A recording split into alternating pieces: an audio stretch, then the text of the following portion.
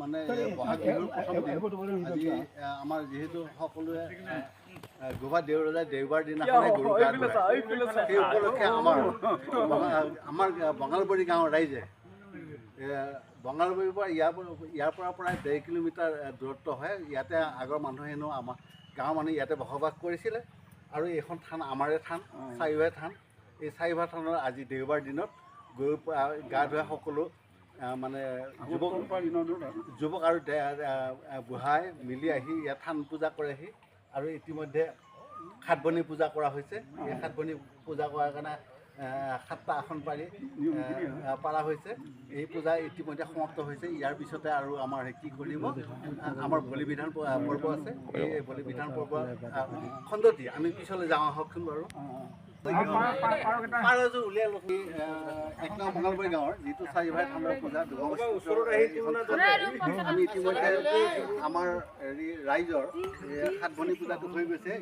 ইয়াৰ পিছত আমাৰ বলিবিধান পথা আছে। বলিবিধান পথাত আমাৰ এখন বলিবিধান থান চাৰিভাই থানৰ ইয়াতে পক্ষী বলি হ'ব। ইয়াতে মানে আমাৰ ৰাইজৰ ফালৰ পৰা এইবাৰ ৰাজহুৱা পূজা, মানে এই পূজা এটা বৈশিষ্ট্য আছে। এবাৰ যদি ৰাইজে দিয়ে এবাৰ দেউৰী ঘৰৰ ফালৰ পৰা দিব লাগে। যোৱা বছৰ দেউৰী ঘৰৰ ফালৰ পৰা দিয়া হ'ল, এবাৰ ৰাইজৰ পাল পৰিছে। ৰাইজৰ ঘৰৰ ৰাইজৰ এযোৰ পূজা মানে পক্ষী থাকিব আৰু গৃহস্থ ঘৰৰ ফালৰ পৰা এযোৰ পক্ষী থাকিব। আৰু যদি কোনো ব্যক্তিয়ে মনোবাঞ্ছাৰ কাৰণে দান কৰে তেখেতে তেনেকৈ আৰু বহু কেইযোৰ হয়তো পাৰ হ'ব, পাৰ ইয়াতে দিব। ইয়াতে পাৰ মানে বলি হ'ব। পিছতে এইখন হ'ল মূল থান। ইয়াতে মানে প্ৰতি বছৰ এটা বগা মানে পঠা ছাগলী বলি দিয়া যায়।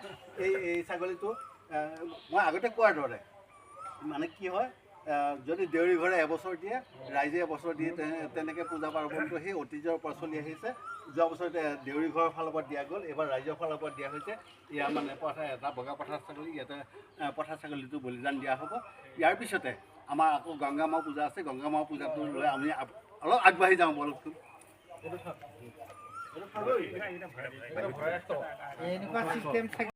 গংগামাও পূজা ইয়াতে এখন ডুঙাবিল এখন বিল আছে। এই ডুঙাবিল মাৰি আমাৰ যিটো গোভা মৌজা, মানে গোভাত লখিমী পূজা পাতে। ইয়াতে প্ৰতি 5 বছৰ মূৰে মূৰে লখিমী পূজা পতা হয়। এই লখিমী পূজাত এই গোভাৰ কি হয়, ডুঙাবিলৰ মাছ মাৰি লখিমী পূজা সম্পন্ন কৰা হয়। ইয়াৰ পৰা মাছ দিব লাগে। এইটো এটা আমাৰ পৰম্পৰাগত, সেই হিচাপে আমি মানে গঙা পূজা কৰোঁ। এইটো হ'ল গঙা পূজাৰ ৰীতি আপোনালোকক অৱগত কৰিম।